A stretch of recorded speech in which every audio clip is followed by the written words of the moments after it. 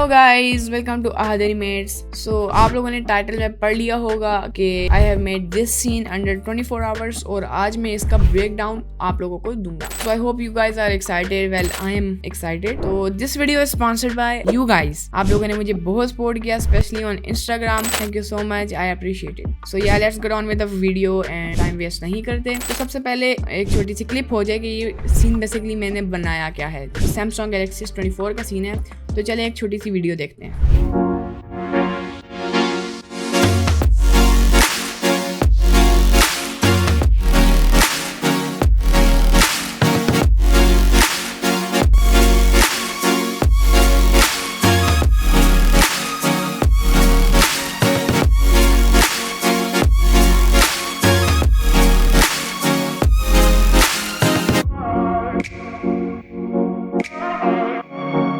I hope ये video आपको पसंद आई होगी। 24 आवर्स के अंदर काफ़ी इंप्रूवमेंट की ज़रूरत है, but still I am very happy with this. So yeah अब सीन जो है बड़ा क्लीन है, एनिमेशन क्लीन है, लेकिन जो उसके पीछे जो जुगाड़ लगाना पड़ता है वो काफ़ी ज़्यादा दर्दनाक है। ठीक है, लेकिन खैर एंड पे जो आपकी जितनी भी मेहनत है it was worth it. So या सबसे पहले मैंने अब एक मॉडल किया अपना सैमसंग गैलेक्सी S24 अल्ट्रा। खैर इतनी ज़्यादा डिटेलिंग्स नहीं है, बहुत ज़्यादा लो पॉली है and it could be better. ठीक है, जो कैमरा है it could be better, but still एक छोटा सा पर्सनल सीन था तो उसके लिए ये भी बहुत है। ठीक है, तो सबसे पहले आप कोई भी मॉडल अगर बना रहे हो तो उसका आपको पहले रेफरेंस आपके पास होना लाजमी है। ठीक है, तो मैं सैमसंग के सबसे पहले मॉडल के हर एंगल से इमेज ले ली। मैं आपको दिखाता हूँ। ठीक है, हर एंगल से मैंने इमेज ली है। दिस वन कि ये बॉटम से कैसा है, उसके बाद दिस वन यहाँ से टॉप भी दिख रहा है, कैमरास भी दिख रहे हैं। ठीक है, देन दिस वन, मतलब काफ़ी सारी इमेजेस मैंने, ये इसका वॉलपेपर था, काफ़ी सारी इमेजेस मैंने इसके प्रोपोर्शंस के लिए और इसका जो डिज़ाइन है उसके लिए मैंने ली है एज अ रेफरेंस। ठीक है, तो ये काफ़ी ज़्यादा हेल्पफुल होता है जब आपके पास रेफरेंसेस होती हैं। तो चलें गाइस, ये जो भी पता नहीं इमेज कहाँ से आ गया, लेकिन इसको फिर आपको पूरा फॉलो करना पड़ेगा। अच्छा चलें, नाउ सबसे पहले जब आपने रेफरेंसेस गूगल से या जहाँ से भी आपने आपका जो भी प्रोडक्ट है उसकी रेफरेंसेस जमा करने के बाद उसको जब आपने मॉडल कर लिया, बेसिकली मैं आपको दिखाता हूँ कि ये कैसा मॉडल हुआ है। तो मैंने काफ़ी ज़्यादा यूज़ किया है ये बहुत मज़े का टूल है, क्रीज टूल। ठीक है, ये इसका मैंने बहुत ज़्यादा यूज़ किया है सैमसंग में। ठीक है, अगर मैं आपको दिखाऊं तो ये मेरे पास एक फ़ोन है, ये देखें, आपको अंदाज़ा हो रहा होगा कि मैंने इसको कितना ज़्यादा यूज़ कर लिया। ठीक है, तो ये काफ़ी ज़्यादा मुझे काम आया क्रीज टूल। ठीक है, जो कि आपका फ़ोन है वो स्मूथ सरफेस, तो आप उसको sub division surface modifier smooth surface लें, लेकिन कॉर्नर्स फिर भी शार्प ही रहेंगे। तो बड़े मज़े का ये टूल है, तो ये आप यूज़ किया करें। कभी कभार it doesn't work as well, but still ज़्यादातर it works pretty well. So या उसके बाद यहाँ पर हमारे पास सबसे पहले मैं आपको अपने कैमरास दिखाता हूँ अपने नीस मोबाइल के। ठीक है, तो अगर मैं कोई लाइट ऐड करता हूँ, या फिलहाल के लिए यही सही है। तो यहाँ पर हमारे पास एक बहुत ही सिंपल सा कैमरा है। इसको अगर मैं आपको एडिट मोड में जाके दिखाऊं, Pauli's is not that great because मैंने अभी अपने मॉडिफायर्स को अप्लाई किया। तो ये देखिए अंदर से बहुत सिंपल है, सिर्फ एक्सट्रूड और इंसर्ट किया है एंड सम क्रीसेस एंड या, और अंदर हमारे पास ये ब्लू जो भी होता है क्रिस्टल टाइप, तो मैंने वो ऐड कर दिया। अब ये इसका पैटर्न थोड़ा सा डिफरेंट है। अगर मैं इसको हाइड करूँ, इसका पैटर्न उस वाले पैटर्न से थोड़ा डिफरेंट है। ठीक है, एंड देन और ये एग्जैक्ट नहीं है, ठीक है, सैमसंग का जो कैमरा ये एग्जैक्ट वैसा नहीं है, लेकिन स्टिल इट्स क्लोज। तो यहाँ पर ये स्क्वायर रेक्टेंगल टाइप इसका जो शेप है वो भी मैंने इससे मॉडल कर दिया। ठीक है, तो यहाँ जो है ये वाला कैमरा, ये मैंने बस यही डुप्लीकेट करके यहाँ पर लगा दिया है। एंड चलें अब हम बॉटम पे आते हैं। ठीक है, तो वो जो मैंने रोबोट वाला ट्यूटोरियल्स बनाया था उस पर मैंने आप लोगों को बूल टूल सिखाया था। तो बेसिकली उसी बूल टूल का मैंने यहाँ पर यूज़ किया। ठीक है, मैंने सिंपली कोई भी फॉर एग्जांपल एक ऑब्जेक्ट ले लेता हूँ, उसको मैं स्केल डाउन कर देता हूँ, उसको मैं यहाँ पर ले आऊँगा। सबसे पहले प्रेफरेंसेस में आपने जाना है, एडिट प्रेफरेंसेस, और बूल टूल आपने सबसे पहले इनेबल करना है। वंस इट्स डन, उसके बाद फॉर एग्जांपल यहाँ पर मैं चाहता हूँ कि इस तरह की अंदर शेप आए। ठीक है, तो मैं इसको यहाँ ले आता हूँ। सबसे पहले इसको सिलेक्ट करूँगा, शिफ्ट दबा के जिस ऑब्जेक्ट के लेके जाना है उसको, and then control shift B, and then यहाँ पर हमारे पास ऑटो बुलियन है और ब्रश बुलियन है, हमें ब्रश बुलियन चाहिए और मैं डिफरेंस पे क्लिक कर दूंगा and as you can see it does it pretty well. It bool tool अपनी जॉब बहुत ज़बरदस्त किस्म की करता है।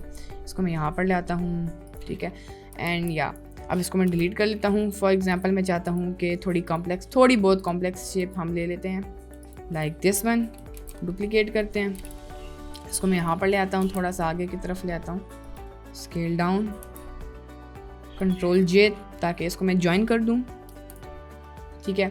देन शिफ्ट इसको सिलेक्ट करके control shift B and then difference, ठीक है। कभी कभार ये सही काम नहीं करता, ये आपकी टोपोलॉजी वगैरह पे डिपेंड करता है। इसको मैं थोड़ा सा स्केल डाउन कर दूँ और थोड़ा सा आगे की तरफ मूव कर देता हूँ, समथिंग लाइक दिस। तो it kind of works but not really that well, लेकिन स्टिल अगर आपके पास एक राइट ऑब्जेक्ट है जिसकी टोपोलॉजी भी अच्छी है तो वो सही काम करेगा। अच्छा, उसके बाद यहाँ पर आपने मेरी जो एनिमेशन मैंने आपको दिखाया उस पर काफ़ी सारे टेक्स्ट दिखेंगे। तो वो टेक्स्ट बेसिकली बहुत ज़्यादा जुगाड़ लगा के मैंने उसकी एनिमेशन की थी, ठीक है। I am gonna show you what I mean. यहाँ पर आप देख सकते हैं कि यहाँ सारे टेक्स्ट लिखे हुए हैं, सारी डिटेल्स इस फ़ोन की, और बारी बारी एक टेक्स्ट नीचे आ रहा है, थोड़ी देर के लिए स्टिक होके ऊपर जा रहा है, दूसरा वाला नीचे आ रहा है। I no it's not the right way but still it does the job done. तो जैसे कि आप यहाँ को अगर आप दिखाता हूँ, यहाँ पर अगर मैं एनिमेशन को थोड़ा सा आगे लेके जाऊँ, ये देखिए यहाँ पर मेरे पास ये टेक्स्ट है, ये टेक्स्ट थोड़ी देर स्टे करेगा, फिर ऊपर चला जाएगा, फिर कोई और टेक्स्ट नीचे आएगा, लेट्स सपोज दिस वन, फिर ये ऊपर चला जाएगा, फिर दूसरा टेक्स्ट नीचे आएगा, ठीक है, फिर ये ऊपर चलेगा, फिर फॉर एग्जांपल ये वाला टेक्स्ट है ये भी नीचे आ जाएगा। थोड़ा पीछे करता हूँ, ये देखें ये भी नीचे आ गया। तो मतलब मैंने कुछ इस तरह का इसके एनिमेशन वगैरह किया ताकि जो बाकी टेक्स्ट है वो सीन में भी ना आए, और जो टेक्स्ट हमें उस एक ही सीन में एक टेक्स्ट चाहिए वो आ जाए, और बाकी जो रिमेनिंग टेक्स्ट वगैरह हैं वो सीन में इफेक्ट ना करें उस लाइटनिंग पे या वगैरह वगैरह, ठीक है। बाकी जो मैंने सिर्फ 3-4 लाइट्स ऐड की हैं, ठीक है, इन 4 लाइट्स के अलावा बिलीव में मैंने एक लाइट भी ऐड नहीं की। मैं आपको दिखाता हूँ, ये पूरी मैं आपको टाइमलाइन आगे करके दिखा रहा हूँ। एंड ये देखें ये सारी लाइट्स मैंने एक एम्प्टी के साथ पेरेंट की हुई हैं, सिर्फ 3 लाइट्स, एक लाइट तो खैर वो बैकग्राउंड में थोड़ा सा इफेक्ट कर रही है। ये सारी लाइट्स मैंने एम्प्टी के साथ वो की हुई हैं पेरेंट, और एम्प्टी को मैं एनिमेट कर रहा हूँ। ये देखें ये सारी सिर्फ 3 लाइट्स ने ये सारी लाइटनिंग की है। So I am very happy with the result, ठीक है। I know lighting would be much better but still under 24 hours I can't complain. तो या अच्छा, यहाँ पर आपने ये एक शॉट देखी होगी जिस पे ये फ़ोन नीचे जा रहा है और यहाँ वेव्स बन रहे हैं। बेसिकली मैंने वेव मॉडिफायर के ज़रिए किया, लेकिन ये देखिए वो जो इस पे टच करता है उसी वक्त वेव्स बनना स्टार्ट हो जाती है। ये बेसिकली मैंने कैसे किया कि सबसे पहले मैंने वेव मॉडिफायर लगाया और इसकी लाइफ जो है उसको मैंने एग्जैक्ट टाइम पे एनिमेट किया, ठीक है। शुरू में लाइव 0.1 थी तो वो बिल्कुल स्टिल था, ठीक है, और जो ही इस पे फ़ोन टच हुआ मैंने की फ्रेम्स वगैरह ऐड कर दी तो लाइफ को मैंने 0 कर दिया एंड देन वेव्स बनना स्टार्ट हो गई, ठीक है। और यहाँ पर हमारे पास कुछ इस तरह का सीन भी आ जाता है। एंड या उसके बाद ये मोबाइल जो है इसको मैंने भी एक एम्प्टी के साथ कनेक्ट किया हुआ है। ये वाली एम्प्टी शुरू में इस एम्प्टी के साथ सारा कुछ जो है कनेक्ट है, ठीक है। जो फ़ोन है वो जो फ़ोन का बैक कवर है सारा फ़ोन उसके साथ कनेक्ट है, ठीक है। सारी एनिमेशन उसी की है, ठीक है। तकरीबन ये आप देख सकते हैं सारी एनिमेशन तकरीबन उसी की है। काफ़ी सिंपल एनिमेशन थी ये वाली, ठीक है। सिंपली मैंने सिर्फ इसकी लोकेशन चेंज की 1 फ्रेम एट अ टाइम, ठीक है। ये देखें यहाँ बीच में वेट है काफ़ी ज़्यादा ताकि आप टेक्स्ट पढ़ सकें। उसके बाद 329 फ्रेम पे ये यहाँ पर था, 330 फ्रेम पे ये यहाँ पर आ जाएगा, तो एक बड़े मज़े का इफेक्ट आता है कुछ इस तरह। अच्छा, फिर कैमरा एनिमेशन आप देख लें। कैमरा में मैंने कैमरा की भी एनिमेशन की है एंड सिर्फ कैमरा की एनिमेशन नहीं की, कैमरा के साथ एक एम्प्टी भी पेरेंट हुई भी है और कैमरा की फोकल लेंथ की भी एनिमेशन है, ठीक है। तो यहाँ पर आप देख सकते हैं कि कैमरा को अगर मैं सिलेक्ट करूँ तो यहाँ कैमरा की भी काफ़ी सारी एनिमेशंस हैं, रोटेट वगैरह होने की, और जो मूवमेंट वगैरह या कोई इस तरह की जो रोटेशन है ना, इस तरह की ये वाली ये जो रोटेशन है ये मैंने एम्प्टी के ज़रिए की।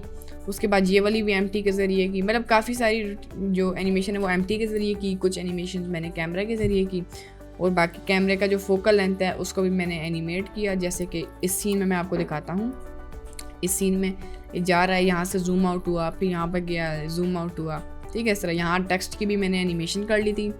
एंड या उसके बाद जो मेरा कलर चेंजिंग एनिमेशन है वो भी बहुत सिंपल थी, ठीक है। सिंपली मैंने सिंपल टेक्सचर्स ऐड किए और यहाँ पर आप देख सकते हैं, अगर मैं बैकग्राउंड को सिलेक्ट करूँ तो यहाँ पर बैकग्राउंड जो है पीछे जो प्लेन है उसके टेक्सचर्स कैसे चेंज हो रहे हैं। सबसे पहले मैं फ्रेम 275 पे गया, बल्कि यहाँ 290 पे जाते हैं। यहाँ पर ग्रे है, मैंने ग्रे वाले टेक्सचर पे की फ्रेम ऐड कर गया। फिर 291 पे जाऊँगा और इसको पर्पल पे कर दूँगा और इस पर की फ्रेम ऐड कर दूँगा, तो हमारे पास एक एनिमेशन चेंजिंग आ जाएगी एनिमेशन, ठीक है। अब मैं पर्पल एनिमेशन को थोड़ा सा डुप्लीकेट करके यहाँ पर ले आऊँगा ताकि पर्पल एनिमेशन थोड़ा सा स्टे करे और हमें कलर्स दिखाई दें।